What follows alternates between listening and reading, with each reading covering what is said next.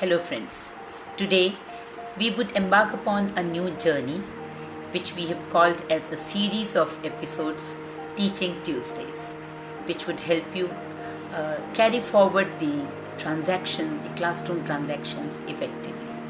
So this first episode is talking about online teaching. We'll give you some tips about how to go about when you're teaching, when you're taking classes online. So the first tip that I would like to give you is variety is the spice of learning. Successfully shifting from classroom-based teaching to online teaching, we've already been doing, but then it requires some engagement strategy to begin with. After all, if your students are not paying attention, they're not able to learn anything. So an engaged audience is also an active audience. And this results in a vibrant classroom environment and encourages the types of behaviors and results that you've always been wanting to see in your classroom. So with a fun-focused online teaching game plan, yes, I would call it as a game plan, because this entire planning is going to change the whole scenario, and the monotony that has again set in the classroom teaching also will really go away, and all that is possible. The engagement soon turns into a motivation, and motivation soon turns into a habit. So the first thing that we're going to talk about is show your face. Why? Because a disembodied voice is not half as engaging as seeing you in action. So turn on your camera and engage directly with your audience, your students. Number 2, set ground rules. Now, successful online requires a teaching strategy. That means you have a clear structure, and that structure requires certain rules to be set in. Having clear ground rules sets expectations to your students and encourages them to take your classroom environment and you take your classroom event very, very seriously. These rules should help to limit unnecessary interruptions and distractions. They will also ensure a safe learning environment and provide equal opportunity to all the students. You should discuss these rules before you start your class and make your expectations very, very clear from your students. बच्चों को ये पता होना चाहिए कि हमें अगर कोई क्वेश्चन पुटअप करना है तो कैसे पुटअप करना है, हमें म्यूट पे रहना है जब मैम कुछ समझा रही हैं, या हम जब कुछ ध्यान से सुन रहा है जब मैम कुछ समझा रही हैं तो हमें सबको डिस्ट्रैक्शंस नहीं देनी बाकी की क्लास को, और उनको चैट फंक्शनैलिटी वो आपस में यूज़ कर सकते हैं या नहीं, ये भी आपको रूल्स में सेट करना पड़ेगा. So another thing that we would like to talk about today is follow certain micro teaching principles. Now micro teaching principles involve is based on the premise that every child, rather every age group has got a different time of attention span. 6-year-old का बच्चा जो होता है वो उसका attention span ज़्यादा से ज़्यादा 12 से 18 मिनट का होता है. तो अगर आप कुछ कॉन्सेप्ट पढ़ा रही हैं जो 12 से 18 मिनट से ज़्यादा लगेगा तो उस बच्चे का अटेंशन स्पैन नहीं रहेगा. And if you are teaching a 12-year-old, then his attention span can be 24 to 30 minutes. So consider your audience and bear this in your mind when you are creating a lesson plans. And अपने इससे आप क्या करेंगे कि आप अपने बच्चों को बेटर फोकस्ड रखेंगे क्लास में. एंड ये जो माइक्रो लर्निंग प्रिंसिपल्स हैं, इसका एक इम्पॉर्टेंट हिस्सा है chunking. Chunking is breaking down your larger content into smaller chunks, into smaller pieces that can be consumed quickly. Now think about all those areas where you can break the large topics and draw out small topics from them, and then think about how you're going to communicate those to your students. Now try to vary the medium wherever possible to maintain engagement of the students.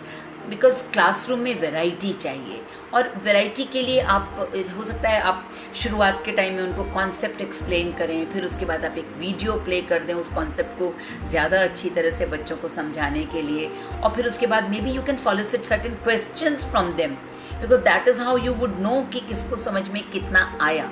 And before you can conclude with the breakout room, or you can incorporate a breakout room in your complete scenario. We'll talk about the breakout rooms in a little while, but maybe you can finish with a quiz. So this way you will add variety to your programs.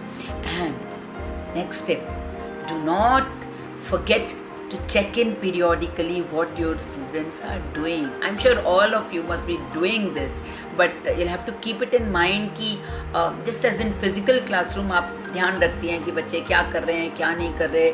you'll have to ensure कि बच्चे यहाँ पे एक फ़र्क ये आ जाएगा कि वहाँ आप बच्चों के फेशियल एक्सप्रेशंस देख के या इंटरैक्ट करके समझ सकती हैं उनको कितना समझ में आया है कितना नहीं आया है. यहाँ आपके पास उसको फिज़िकली कैरी ऑन करने का कोई तरीका नहीं है. तो इट्स वेरी इम्पॉर्टेंट कि आप हर बच्चे से उसको इन्वॉल्व करें, और हर बच्चे से कभी कुछ चैलेंजिंग क्वेश्चन पुट अप करें and solicit further questioning from them, या कभी आपका लेवल ऑफ नॉलेज अपने स्टूडेंट्स का ऑलरेडी कितना एग्जिस्ट करता है, because you can take them from known to unknown, and that is how you teach them a little tougher concept and bridging this gap between their existing knowledge and the new knowledge that you want to give them.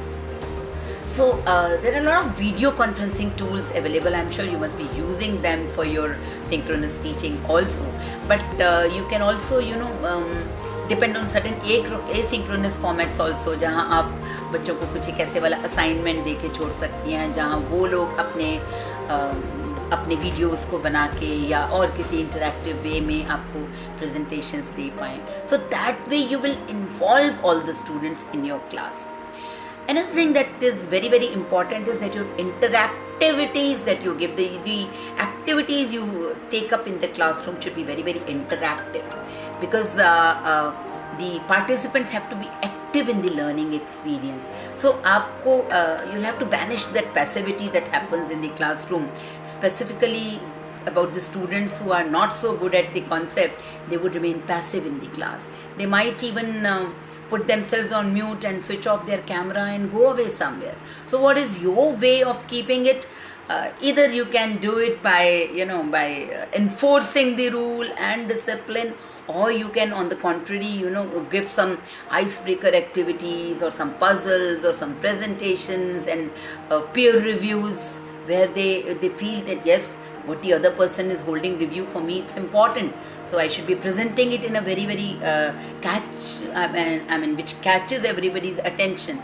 And you have to make a note of which ones actually resonate and which ones are really interactive and which ones are not. And many of these activities you will be able to conduct directly, and regardless of the internet connection also you can do certain activities. For instance, you can give a task wherein the student can solve a puzzle via the whiteboard usage functionality, and alternatively they can use other online tools also available for them. There's also one more feature, very interesting feature, which is the breakout groups. The 21st century is all about collaboration. One of the most important tool of learning would be collaboration, wherein they would need to interact with their peer group and learn. They would do projects collaboratively. So breakout rooms and assigning them particular tasks that they can do in the breakout rooms, and although they are instructor controlled, like you have got the privilege and the freedom to go into any breakout room and see what they are doing, what they are discussing, and then after the breakout room is over, they can come back to the main room and discuss and present what they discussed in the breakout room. So that's a very good way of making them interact with each other, entering into group discussions and peer participation. So this approach is absolutely a very, very great tool in our hands.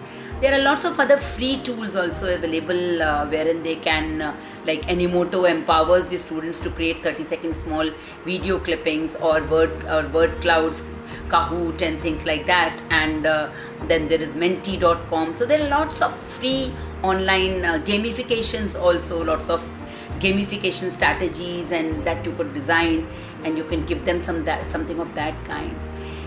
One thing more, seek feedback from your students. How they learn, how they want to learn should be taken into consideration. And the final word, that embracing the digital revolution and making the leap into online can be nerve-wracking, very, very difficult, but yet in some ways it's going to open a virtual doorway to new learning experiences that we've already and always been dreaming of. Because technology is there to stay, and we need to handhold our children, take them across this digital road by handholding them. So all that we need and all that they need is motivation, and it's the onus of motivating our children to do better is on us. So friends, happy learning and good teaching. All the best.